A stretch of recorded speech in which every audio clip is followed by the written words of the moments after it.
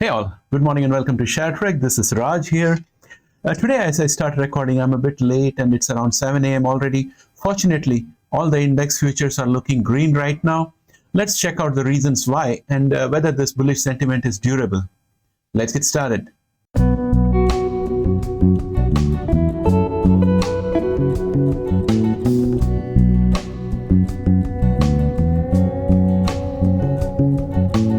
Welcome back, friends.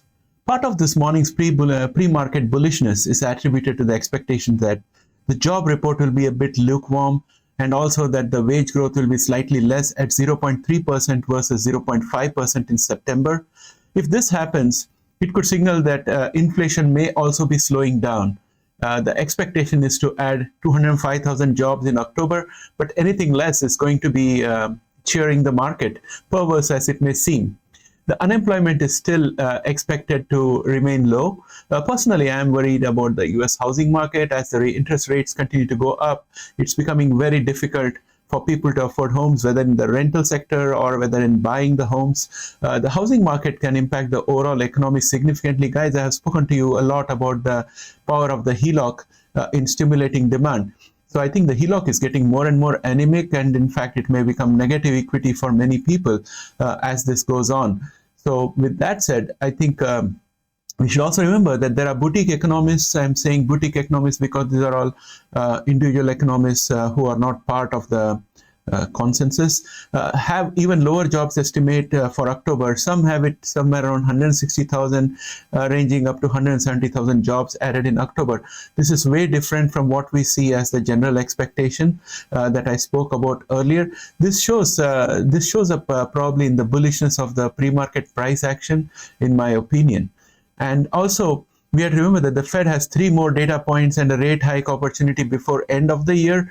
2 CPI releases and a monthly employment report for November before they make their rate decision for December, somewhere around the same time next month. I think if employment numbers come low, followed by lower CPI going forward, the Fed may make some dovish statements in December, and those dovish statements could potentially seed a Santa rally. So that's my hope. Well, nothing wrong in daydreaming, I suppose. But yeah, that's my thoughts. I want to think positive so that positive things can happen for us. I may be wrong, but this is what I'm thinking right now. So let's now get started looking at the pre-market price action. Welcome back, friends. Here we are in the TradingView platform, and we are looking at the Nasdaq futures chart out here.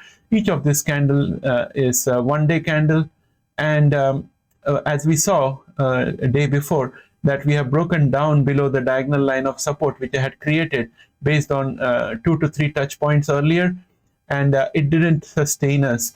So now that diagonal line of support has become a line of resistance, but I'm going to take this off because it doesn't make much sense anymore to me at this point of time.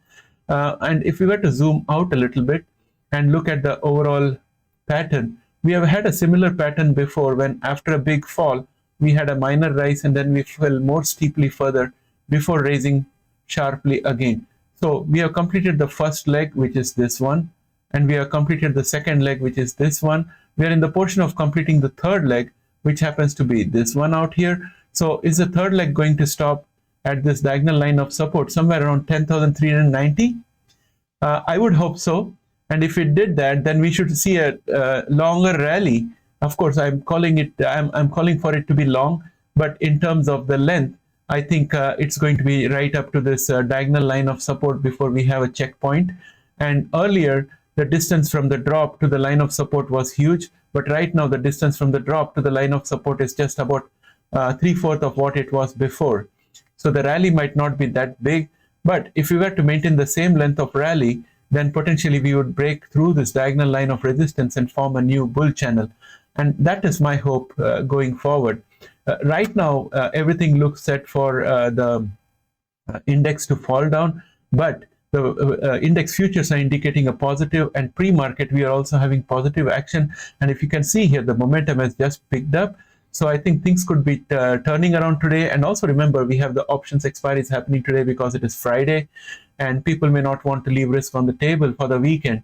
So I think overall right now, at least Nasdaq future is indicating a bullish open. Let's go to the indicators. US oil is up 3.92%. Oil being up is never a good thing, but it's getting good resistance at 91.70, and also from the thick blue line, which is the 100-day simple moving average, sitting at 92.01.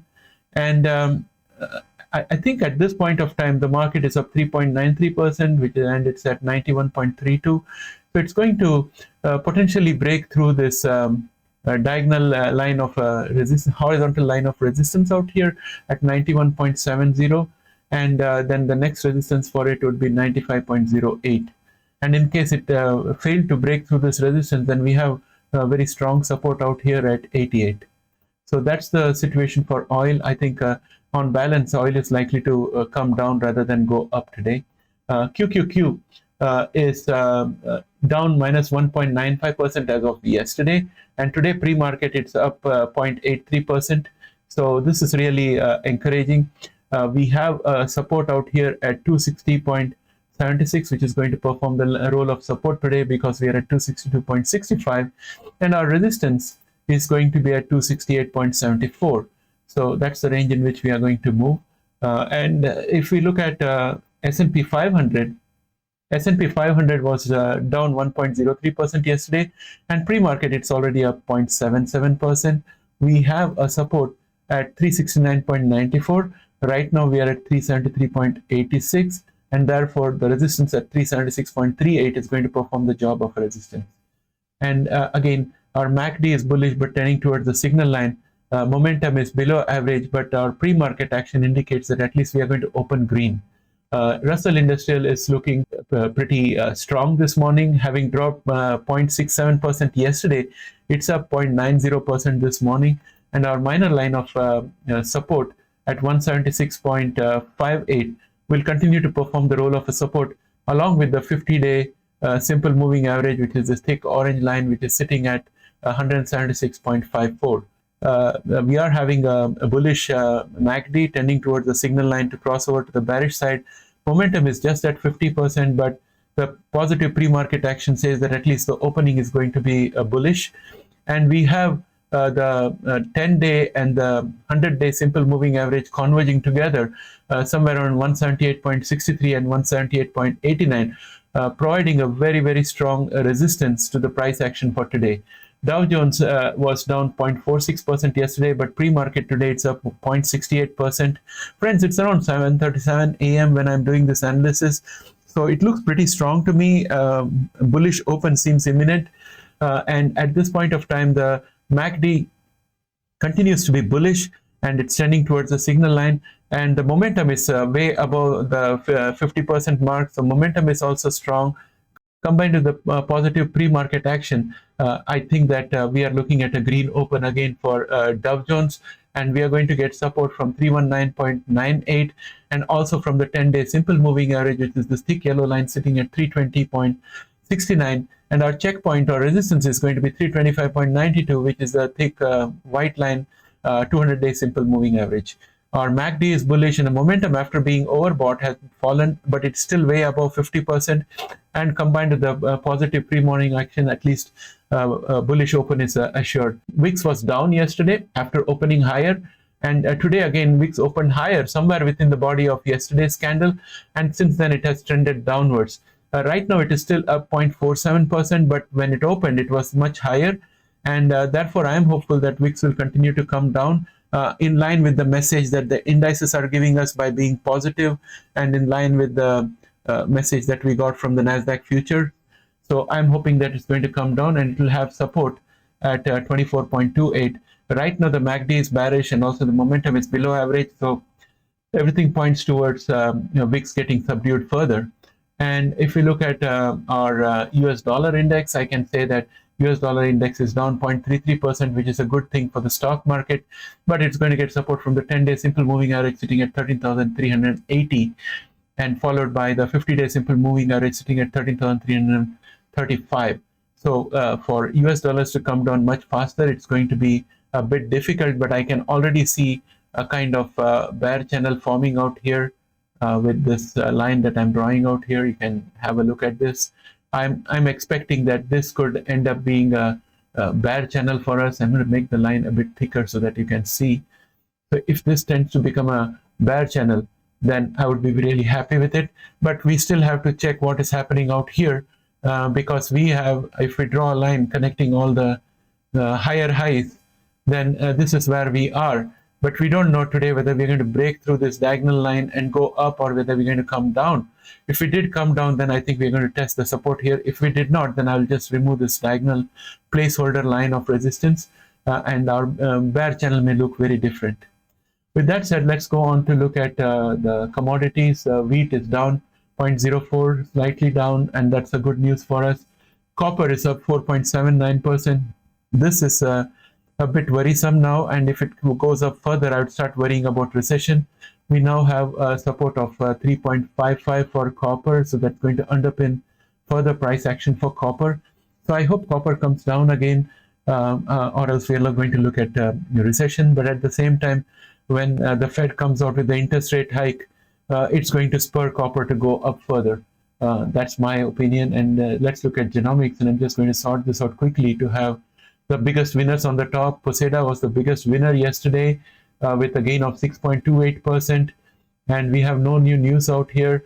And we still are operating within the range that we had before, with resistance, which is at 4.43, and the support, which is the 50-day simple moving average at 3.69.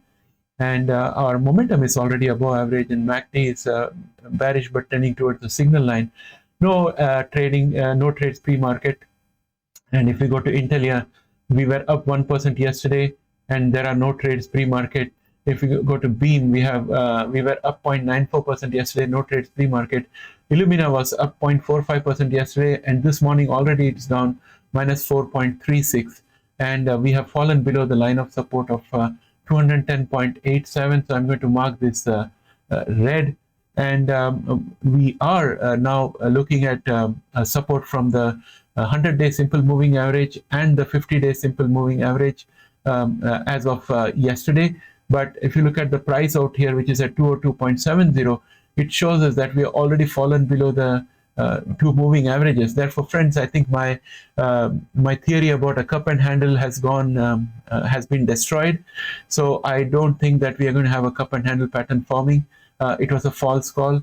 But I'll leave the cup out here with the hope that today's positive price action elsewhere is going to reflect on Illumina, and when we open, things might improve a little bit.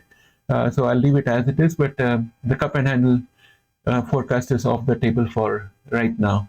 IMATIX was up 0.19% yesterday, no trades pre-market. Caribou Biosciences was down minus 0.2% yesterday, no trades pre-market.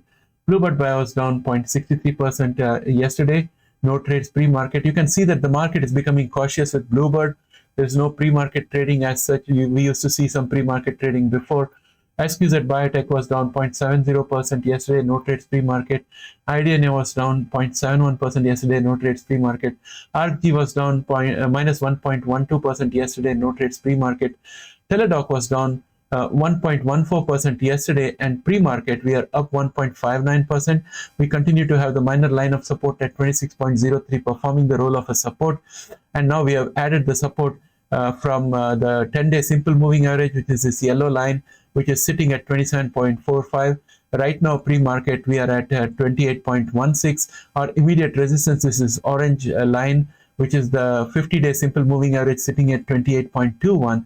And we are likely to break through that. And if we do that, then the 100-day simple moving average sitting at 32.71 will become our next resistance. MACD is still bullish and momentum is still above 50%. So we can expect some traction for Teladoc.